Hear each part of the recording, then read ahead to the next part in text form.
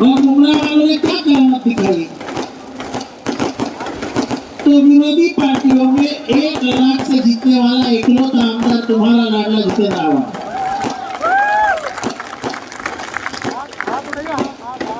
ये एहसान 2009 से मैं कहता हूँ कि मुमरा वालों के एहसान में कभी नहीं भूल सकता हूँ। मैं स्टेट के सामने खड़ा हूँ, ये मैं मान के चले 75% of the total votes polled. ये मजाक नहीं है, पर मजाक नहीं है लेकिन असलियत भी है।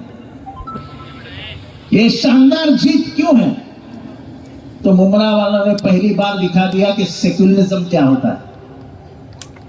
मेरे सामने एक मुसलमान उम्मीदवार था, लेकिन आपने हिंदू मुसलमान नहीं किया, और जिसे काम किया वक्त पे जो खड़ा रहता है उसके साथ आप खड़े रहे। ये जिंदगी भर का मेरे ऊपर का एहसान है। लोगों ने हवा बना दी थी, अरे गया, इस बार तो गया। आपने ऐसा गलाया कि फिर से वापस नहीं आएगा। सबसे दुख क्या है? मैंने 3 चुनाव लड़े, लेकिन पैसों से हम मुमरा खरीद सकते हैं, ये 3 चुनाव में नहीं दिखाई। ये पहला चुनाव था जहां पे माहौल ऐसा तैयार किया गया था कि हम पैसे से हर एक आदमी को खरीद ले सकते हैं। मैं आपको बताना चाहता हूं कि इंसान का कोई भाव नहीं लगा सकता। ये अपने आप को बेचने वाले लोग नहीं रहते हैं। आज भी दुनिया में ऐसे लोग हैं जो सिर्फ उसूलों पे जिंदा है, और मैं इसलिए तहे दिल से आपका शुक्रिया अदा करता हूं कि आपने वो सब कर दिखाया जो महाराष्ट्र में देखने की जरूरत थी। हमें तो लग रहा था कि मैं नंबर 2-3 का मंत्री रहूंगा, लेकिन क्या हुआ मालूम नहीं, और हम सत्ता में नहीं आ सके। लेकिन सत्ता में नहीं आने के बावजूद तुम्हारा आमदार रुका है नहीं। जहां अन्याय हुआ बीर में, पहला आवाज किसने उठाया? मैंने उठाया।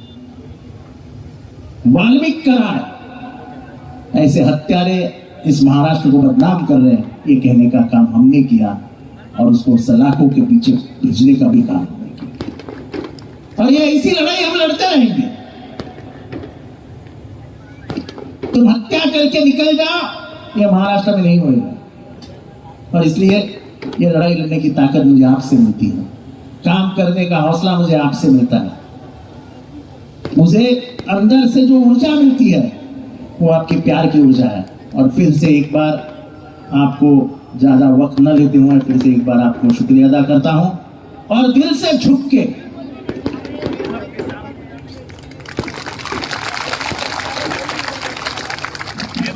ऐसा प्यार माँ बाप के सिवा कोई नहीं दे सकता। आपने जो प्यार दिया शायद मैं लफ्जों में बयान नहीं कर सकता हूं, लेकिन जो माहौल था, महाराष्ट्र के तमाम नेताओं में चर्चा थी कि जितेंद्र का इस बार कुछ सच है। मैंने सिर्फ शरद पवार जी को कहा था कि साहब जीतूंगा तो 1,25,000 वोट से जीतूंगा। मेरे आजू बाजू के भी लोग घबरा गए थे, क्योंकि सब जगह से पैसे से आवाज आ रही थी। मुझे बहुत खुशी है कि आपने ना जात को अहमियत दी, ना धर्म को अहमियत दी, ना पैसे को अहमियत दी। आपने अहमियत दी तो सिर्फ उसूलों को, और एक गद्दारों को मैसेज दिया कि मुमरा वाले गद्दारी पसंद नहीं करते। छुरा भोगने के लिए तो बहुत छुरा लेके खड़े थे, लेकिन आज वो भी शर्मा जाते हैं, छुरा छुपाना पड़ा उनको। जब अपने ही आजू बाजू के लोग गद्दारी करते तो उसका दुख क्या होता है? 2 साल के बाद मुझे पूछ लेना, 2 साल के बाद मुझे पूछ लेना। लेकिन वो गद्दारों को सबक सिखाने का काम आपने किया है, और गद्दारी कभी भी नहीं बर्दाश्त करेगा महाराष्ट्र। ये जो खेल हुआ है ये चंद दिनों का खेल होता है। आज भी लोगों को लगता है कि मैं सत्ता में जाऊंगा। मैं आपको कहता हूं, चाहे कुछ हो जाए, मर जाऊंगा, लेकिन मेरे उसूलों से कॉम्प्रोमाइज नहीं करूंगा। सत्ता कुछ नहीं होती है, सत्ता आती है जाती है, लेकिन जिस दिन उसूल बोझ दोगे तुम अपने आप को बाजार में बेच देते हो। और मैं बाजार में बेचने के लिए मुझे मेरे माँ बाप ने पैदा नहीं किया है। तो आपके सहारे, आपके आधार पे ये तुम्हारा सिपाही खड़ा रहेगा। और सेक्युलरिज्म की संविधान की आज 26 जनवरी है, हमारे संविधान के, हमारा दस्तूर का की आज सालगिरह है। ये दस्तूर बचाना है, इस देश का गणतंत्र बचाना है, और इसके लिए आप सबका आधार लेके एक बच्चा आपका ये आपका आमदार, आपका सेवक, आपका आदमी, आपका लोक सेवक काम करेगा। इतनी ही बात यहाँ पे रखता हूँ, दुआओं में याद रखना। खुदा हाफिज।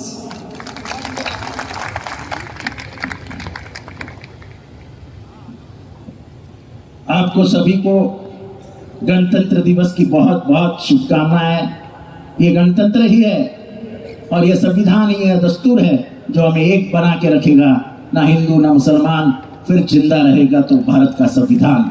ये संविधान चुराई हो, इतना ही कहता हूँ। आपको फिर से एक बार बहुत बहुत मुबारकबाद देता हूँ, और आपका एहसानों का बदला मुझसे चुकाया नहीं जाएगा, लेकिन चुकाने की जरूर कोशिश करूंगा। खुदा हाफिज।